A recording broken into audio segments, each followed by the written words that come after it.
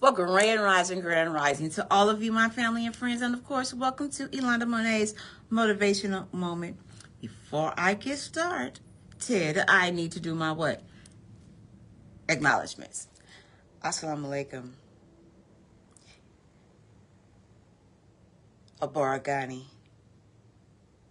Ikaru. Now that I've done my salutations, let's get into the meat of the message for today. Today we're going to talk about African American history before 1865, and we're going to talk about the Middle Passage, Africans that arrived to the Americas. The Middle Passage marked a brutal chapter in our history, forcibly transporting millions of Africans to America. This inhumane trade, lasting over 400 years, was driven by Europeans' demand for labor in colonies and justified by racial ideology. Conditions of the slave ships were horrific, and the captives endured overcrowding, disease, and abuse. Despite this, many Africans resisted and maintained their cultural traditions. The Middle Passage profoundly shaped African American identity and culture. Now, let's take this to the historical content. The transatlantic slave trade began in the 15th century and lasted over 400 years. European colonizers of the Americas created a demand for labor, which was initially met by enslaving industrial or indigenous populations. As indigenous populations declined due to disease and exploration, Europeans turned to Africans as a source of labor. The slave trade was driven by the demand for sugar, tobacco, and cotton in the Americas and Europe. The slave trade was a part of the larger economic system known as the Triangle Trade that involved the exchange of goods between Europe, Africa, and the Americas. The slave trade was justified by racial ideologies that portrayed Africans as inferior and suited for slavery. The slave trade was a major source of wealth for European nations and played a significant role in the development of the global economy. Just a little tidbit. They made a slave Bible. And in the slave Bible, there were many, many chapters and books removed. The ones that were left were suited for enslaving African Americans' mind. They said this was the word of God, given to us by God, but they manipulated, removed certain Bible texts and chapters and books to suit their purpose. The Atlantic slave trade. The Atlantic slave trade involved the forcible transportation of millions of Africans across the Atlantic Ocean to the Americas. The slave trade was conducted by European nations, including Portugal, Senegal, France, and England, in which all those places did have slaves. The slave trade relied on a network of African merchants and rulers who captured and sold slaves to European traders. The slave trade was concentrated in West Africa, particularly the regions of Zimbabwe, Sierra Leone, and the Gold Coast. The slave trade reached a peak in the 18th century, with an estimated 6 million Africans transported to the Americas between 1700 and the 1800s. The slave trade was characterized by brutal treatment of captives, including shackling, branding, and forcible marches to the coast. The slave trade had a devastating impact on Africans' society, leading to depopulation, political instability, and economic destruction. The conditions of the slave ship. Africans were transported across the Atlantic on slave ships, which were crowded, unsanitary, and inhumane. Slaves were packed tightly into the holds of the ship with little room to move or to breathe. Slaves were often chained together and forced to lie in their own weights for weeks or months at a time. Disease was rampant on the slave ships, which epidemic of dysentery, smallpox, yellow fever killed many of the captives. Slaves were fed meager rations of food and water, leading to malnutrition and dehydration. Slaves who resisted or rebelled were brutally punished, often by whipping or execution. One common punishment was to throw a slave overboard, to drown, or to be bitten by the sharks. The mortality rate on slave ships were high, with an estimated of 15 to 20% of the captives dying during the Middle Passage. Now, slavery and resistance. Despite the brutal conditions of the Middle Passage, many Africans found their way to survive and resist their captives. Slaves often forced communities on ships, feeding, sharing food, water, and emotional support. Slaves also engaged in acts of resistance, such as slave strikes, hunger strikes, suicide, and rebellion. And in some cases, slaves were able to take control of the ship and escape to freedom. Slaves also maintained their cultural traditions and beliefs, singing songs, telling stories, and practicing religions in secret. Some slaves jumped overboard in an act of defiance and desperation, preferring to die than to be enslaved. Slaves who survived the Middle Passage often bore physical or psychological scars from their ordeal. The experience of the Middle Passage shaped African Americans' cultures and identities in a profound way. Now we're arriving in the sale in Americas. Upon arrival to the Americas, slaves were typically sold at auction to the highest bidder. Slaves were inspected like livestock, with buyers examining their teeth, muscles, skin, and signs of health and strength. Families were often separated at auctions, with children torn from their parents and sold to other owners. Slaves were given new names and branded with their initials of their owner, erasing their African identity. Slaves were given to plantations, where they were forced to work long hours in brutal conditions. On slave plantations, slaves worked up to 18 hours a day, often in extreme heat and humidity. Slaves who resisted or tried to escape were punished severely, often by whipping, mutilation, or execution. Despite the hardships of slavery, Africans in the Americas created vital cultures and communities that persist to this day. Now, the cultural impact and legacy of slavery. The transatlantic slave trade had a profound impact on Africans and African American culture. Africans brought with them rich cultural heritage, including music, dance, art, and religion. African cultures traditionally blended with the European and Native American influence to create new forms of expression such as jazz, blues, and hip-hop.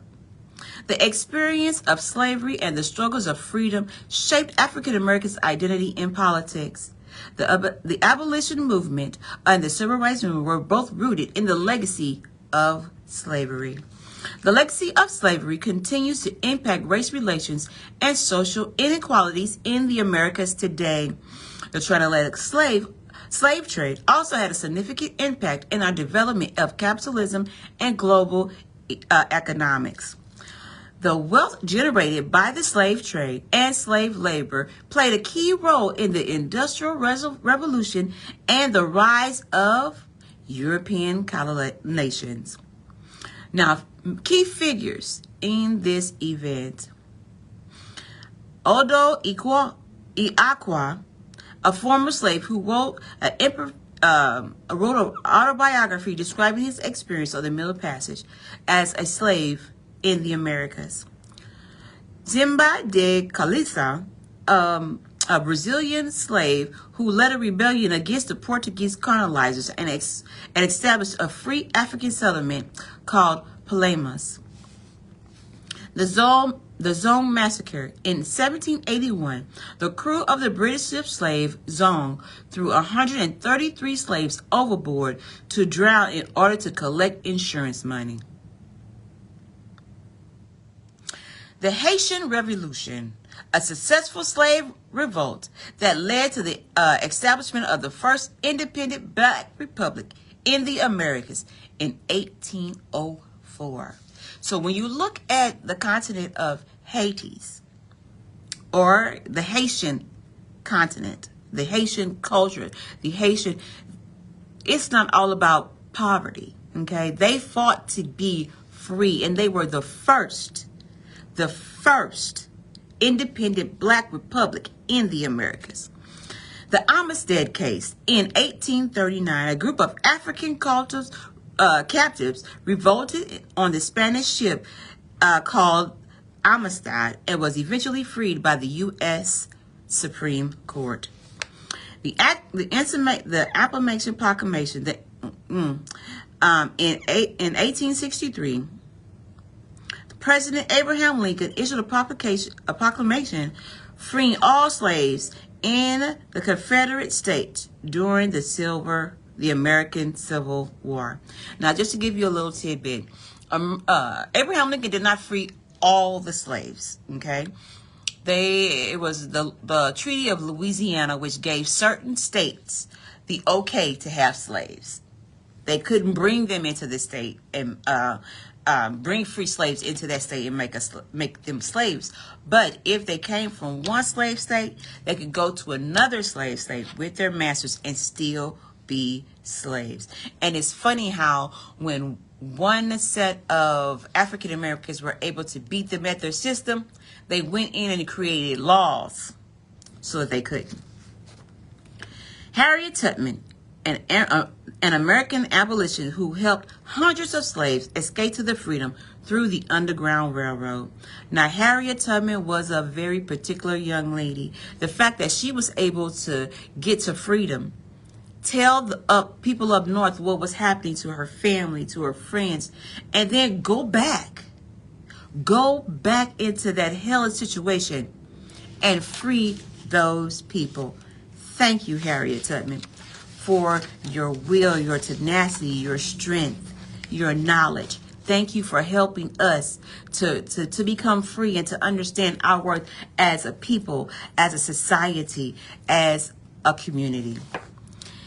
In the recent years, there have been growing movements to acknowledge and commemorate the victims of the slave trade. Many countries have issued formal apologies for their roles in the slave trade, including the United States, Britain, and the Netherlands. Now, it's funny that we have still never gotten our 40 acres and a mule, but they'll give you a verbal, I'm sorry. The people who were affected with the Tulsa, Oklahoma race riots, we still had some people who were survivors of it. They were not granted anything from it. It's like it didn't even exist. The Supreme Court knocked it down every chance.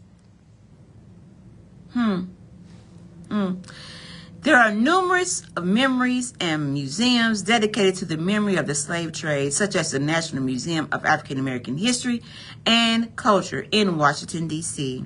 The United Nations has designated August 23rd as the Independence Day for the remembrance of the slave trade and its abolition. Now, I had never heard of that. So August the 23rd is the National Day of Remembrance of the Slave Trade and for the slave trade. Now, scholars and activists continue to study the impact of slave trade on African and African American communities and to advocate for reparations and social justice. The legacy of the transatlantic slave trade remains a constant and emotional issue, with the ongoing debates about how to address its continuing impact on our society. It's one thing that I have learned. You can take the person out of slavery, but you can't take the slavery out of the person. Meaning, 400 years of constantly being told that you're nothing. 400 years to never have a viewpoint. 400 years of never feeling worthy does something to your psyche. Not only one generation, but it's passed from generation to generation. And like I was telling one of my comrades, I said the conversation you have with your son when he leaves the home is very different than the conversation that I had with my boys. It's very different. It's not when you get home, you okay. No, it's before you leave. Take your driver's license out and your registration. Put it on the dashboard. When you are stopped, roll down the windows. Place both hands on the steering wheel. Communicate with the police officer using the words, yes, sir, no, sir, so that you will come home. Our diction to our communication is different.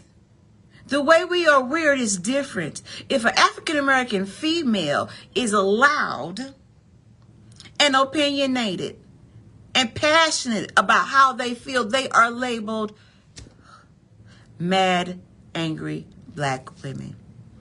And that's not the case. We want the same rights and privileges as our white counterparts, as our Asian counterparts, as our Pacific counterparts. We want the same rights, the same privileges, the same, even with health care. You have to be an advocate for yourself. Know your body, know what it takes, and then advocate for it. No, we are not going to do this. We are going to fix the problem and not sugarcoat it or just take care of the symptoms, because I am not coming back to this particular hospital for this same thing. I had to have repeated blood transfusions and iron transfusions because my reproductive systems were no longer helping my body. And instead of taking it out, they gave me Band-Aid after Band-Aid until I became an advocate for myself. No, we're not going to do this again. I did my research.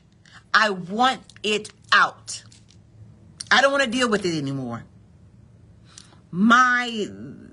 Just me having a certain level of life had been jeopardized every month. And some months we have 2 menstrual cycles in 1 month, which is not natural. But they didn't want to listen to me. But thank God I did have an African American doctor that did. And she advocated for me as well. I had fibroids and they were robbing my body every day of certain nutrition, robbed calcium, everything was being depleted. And no one was listening. They ran test after test after test, and still no one was listening until I became an advocate for myself. So with that being said, guys, I have got to go. I love you, but God loves you more. And always remember, I'll see you at the top because the bottom is way too crowded. Peace.